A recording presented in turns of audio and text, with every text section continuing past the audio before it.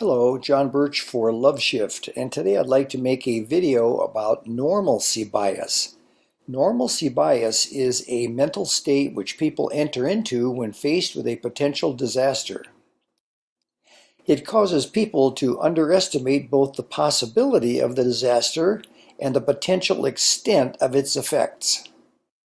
The assumption made in the case of normalcy bias is that since a disaster never has occurred, it never will occur. People with normalcy bias tend to interpret warnings in the most optimistic way possible, seizing on any ambiguities to infer a less serious situation than the one that actually is. When the bias is held collectively, the distorted thinking gains inertia, which makes it even more difficult to eradicate. The nuclear threat is a classic example of normalcy bias. As generation upon generation grows up with the threat of nuclear annihilation, society becomes normalized to the danger and unable to respond appropriately. Humans on Earth are now seriously normalized to the possibility of a nuclear war.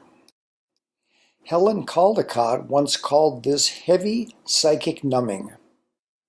Instead of being comfortable with the way things are, we should be terrified. We are complacent, even to the point of talking about preparing for winning and surviving such a war. What causes normalcy bias? Normalcy bias may be caused in part by the way the brain processes new data. Research suggests that even when the brain is calm, it takes 8 to 10 seconds to process new information. Stress slows the process, and when the brain cannot find an acceptable response to a situation, it fixates on a single default solution which may not be the best. How can we become unnormalized to a serious threat, such as the possibility of a nuclear war? This is one of the most important questions of our time. One answer is to talk.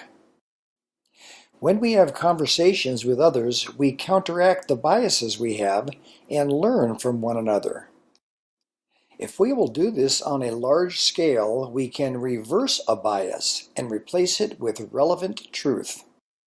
And if this is done perpetually by many persons across the planet, a new inertia can emerge, which will be equally strong and far more effective. Visit www.loveshift.com/normalcybias.html to learn more. Love Shift. Working together, we can make a difference. P.S. For those who like to read and want to begin their own personal transformation, the recent book by Martin and Dorothie Hellman, A New Map for Relationships, is highly recommended. It's available on Amazon and at Barnes & Noble right now.